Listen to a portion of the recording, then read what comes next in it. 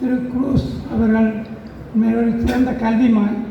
அவருடைய பணி கல்வித்துறையிலே தான் போயிருக்க வேண்டும் என்று அவர் ஒரு பேராசிரியராக இருக்க வேண்டிய ஒருவர். ஏதோ ஒரு வகையில் இடத்தின் தேவை அறிந்து தனது பாதையை திருப்பி நிர்வாக சபைக்கு வந்தார்.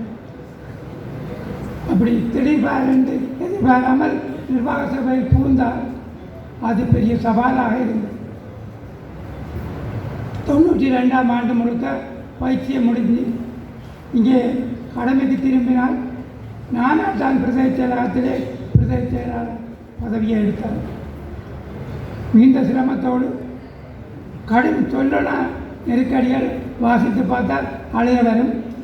அந்த வகையில் தாங்க முடியாத வேதனையோடு அங்கே கடமையாற்றி எப்போ எந்த துவக்கு பாயம் என்று தெரியாது என்று பணியாற்றி இருக்கிறார். அது பின்பு மாந்தைக்கு வந்தால் நானாட்டானிலும் பார்க்க மோசமான பகுதி அது இருந்தது. ஓடோட கலைத்தது. அவரும் விட்டு கொடுக்கவில்லை. பல காடு மாடு சந்திக்க வேண்டியவர்களை சந்திக்கவும் தவறவில்லை. ஆனால் அவருக்கு பயம். பல அரச அதிபர்களை கூட நாங்கள் இல்லாமல் செய்திருக்கிறோம். அந்த நிலையில் அவர் துணிவாக வேண்டியவர்களை கூப்பிடுற நேரமெல்லாம் போய் சந்தித்திருக்கிறார்.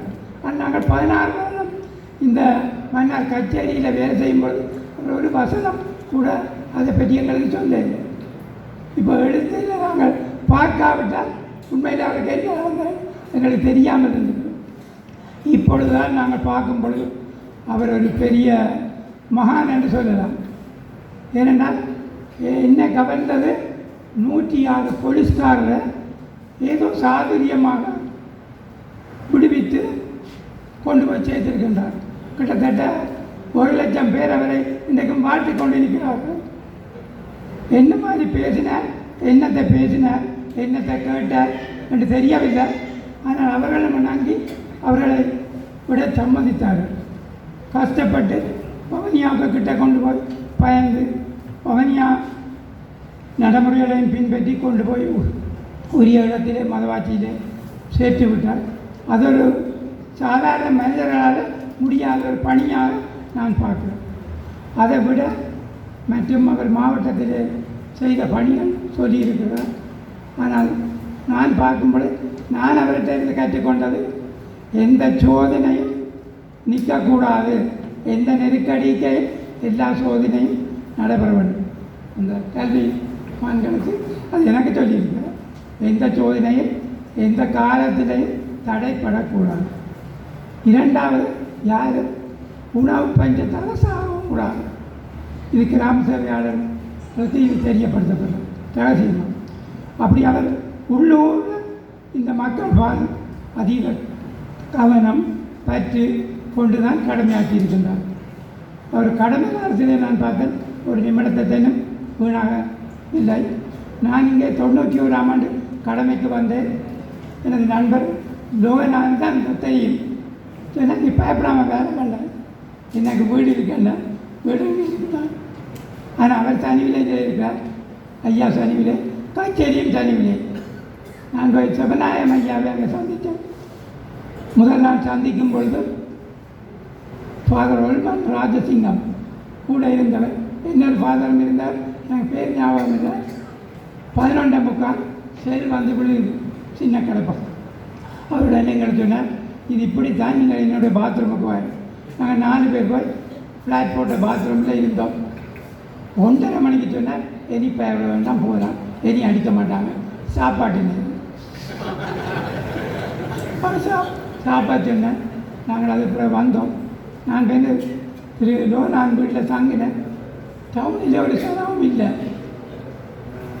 அப்போ சிறில் விடிய பார்த்தா சிறில் மாதம் நடந்து வர, எனக்கு சிறில் மாதம் தெரியாது.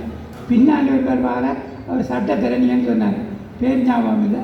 இந்த 2 பேரும் தான் இந்த தீவில் இருந்திருக்காரு. மற்றவர்கள் எல்லாம் தாராபுரம் பல இடங்கள். நான் அங்கே தங்கி இருந்தேன். லோகநாதன் தண்ணி அணிகள் கொண்டு வந்திருக்கேன். சரி, 2-3 நாட்களிலிருந்து நண்பர்கள் வந்திருக்காங்க. பல சேர்ந்து ஒரு 15 பேர் கிட்ட அங்கே தங்கினோம். காலம் சென்று கொண்டிருந்தது. ஆனால் வேறு எங்களுடைய குருசையாவுக்கு கப்பல்கள் வரும், சாமான ஏற்ற வேணும், இறக்க வேணும், அந்த பணிகளும் இருக்குது. அப்போ வந்து சேர்ந்த பிறகு தலைமன்னாருக்கு கப்பல் வந்தது. இறக்கிற வேலைக்கு அனுப்பிவிட்டால் நாங்கள் அங்கே போய் பேசாலையில் தங்கி அந்த இறக்கிற பணி 3 நாளில் முடிஞ்சுது. நவம்பர் 1 அக்டோபர் முடிய என்ன பண்ணுறாங்க, மன்னார் தீவு ஊரடங்கு உத்தரவு உடன்படியில் வரக்கலாம். நாங்கள் மன்னார் பேசாலையில் தங்கினோம். கஷ்டப்பட்டு இங்கே சிலங்களுக்கான வசதிகளை அவர்கள் செய்து கொண்டிருந்தார்கள். அதன் பின் தொடர்ந்து ஊரடங்கு அமலில் இருந்து கொண்டிருந்தது. ஊரடங்கு நேரத்தை பாராமல் குருசையா பல தானே வாகனங்களை ஓட்டி செல்லும் நிலையையும் நான் கண்டேன். பரிதாபமாக இருந்தது, கஷ்டமாக இருந்தது. அவர் தனது பணியை உயிரை விட்டுத்தான் தான் சென்ற துறையை சென்றிருந்தால் பேராசிரியர், அதை விட்டு மாறி சென்றபடியாக அரசாங்க அதிபராக, இறுதியாக ஆலோசகராக, பல நிதி நிறுவனங்களின் ஆலோசனை கூறுபவராக இருந்திருக்கின்றார். அவருடைய சிறப்பு பணி என்று மறக்க முடியாது. அவர் சென்ற புத்தக வாயிலாக தான் பட்ட கஷ்டங்களை எழுத்துருவில் தந்திருக்கின்றார். அது வாசிக்கும் பொழுது எங்களுக்கு பயம் இருந்தது, அவருக்கு திரும்பவும் பயம் வருமோ, நான் பயந்தேன். அப்படி சில விடயங்களை திட்டம் தெளிவாக ஓப்பனாக சொல்லியிருக்காங்க. அதில் பிழையண்ட வேண்டியும் இல்லை, சும்மா என்னுடைய மனம் கொஞ்சம் பயந்தது. அவர் எமது ஊரை சேர்ந்தவர், எமது ஊருக்கு குறித்துடைய என்று எனக்கு கொஞ்சம் சில பேர் பயம் இருந்தது. பிறகு 2ஆம் 3ஆம் முறை வாதித்த பொழுது திருப்திப்பட்டு அவர் ஆபத்தானது என்றும் அங்கே குறிப்பிடவில்லை, உண்மையை நீர சொல்லியிருந்தார். தனது பணியை கடும் ஆபத்துக்குள்ள சொல்ல முடியாத சொற்கள் இல்லாத போர் சூழலில் பலரோடு வாதிட்டு வாழ முடியாதவர்களோடு வாதிட்டு தனது நிலைமை சீராக செய்திருக்கின்றார். அவருடைய பணி இந்த மாவட்டம் மறந்து விடக்கூடாது. அவர் உண்மையிலே சிலை எழுப்ப தகுதியான ஒரு அரசாங்க அதிபராக நான் பார்க்குறேன். ஏனென்றால் அவ்வளவு கடும் காலத்தில் எல்லோரும் இந்தியாவுக்கும் மடுவுக்கும் மற்ற இடங்களுக்கு போட தனியாக நின்று நானாட்டாண்டில் நின்று சேர்ந்து மாந்தைக்கு போய் மாந்தையால் மன்னாரில் நின்று மேலதிக அரசாங்க அதிபராக கடும் சொற்களில் அவர் பட்ட கஷ்டத்தை சொல்ல நானும் கூட இருந்து பார்த்தேன் பிற்காலத்தில். ஆனால் அவர் நேர்மை, கடவுள் நம்பிக்கை, தந்த பணியிலே உறுதி கொண்டிருந்தார். அவருடைய சிறப்பு பணியை உண்மையிலே சொல்ல சொற்கள் இல்லைன்னு தான் நான் சொல்லுவேன். கடும் உயிராபத்தையில் ஒரு தடவை இல்லை, பல தடவை சந்தித்திருக்கேன். அந்த எழுத்துருவிலே நான் பார்த்தேன் புத்தக வடிவில் இருக்கும்போது. இந்த கடுமையான சூழலிலே தன் சிறப்பு பணியை சிரமமாக ஆற்றி மக்களை காப்பாற்றி இந்தியாவில் இருக்கிற இந்த மக்களை பாதுகாப்பாக தெரிவித்து உரிய இடங்களிலே குடியமர்த்தி அவர் நம்மை விட்டு செல்லுகின்றார்.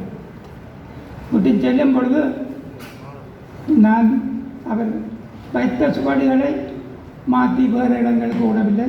அவருடைய அபிலாஷங்களை இலக்காக கொண்டுதான் செயற்பட்டோம். நிதி எங்களுக்கு மட்டுப்பாடு இல்லை, தாராளமாக கிடைத்தது. அவரும் நிக்கோட் நிறுவனத்திலே இருந்து எங்களுடைய திட்டங்களை நிலைமை தெரிந்தபடியாக விரைவாக அனுமதித்து தந்தார். நாங்கள் தாராளமாக கட்டுமானங்களை கட்டி பழையண்டைக்கு திரும்ப ஒரு வல்லமையை பெற்று தந்தார். இது வேறு திட்டங்களில் இருக்கும் பொழுதும் அவர் மன்னர் மீதொரு பெற்றுக்கொண்டிருந்தார்.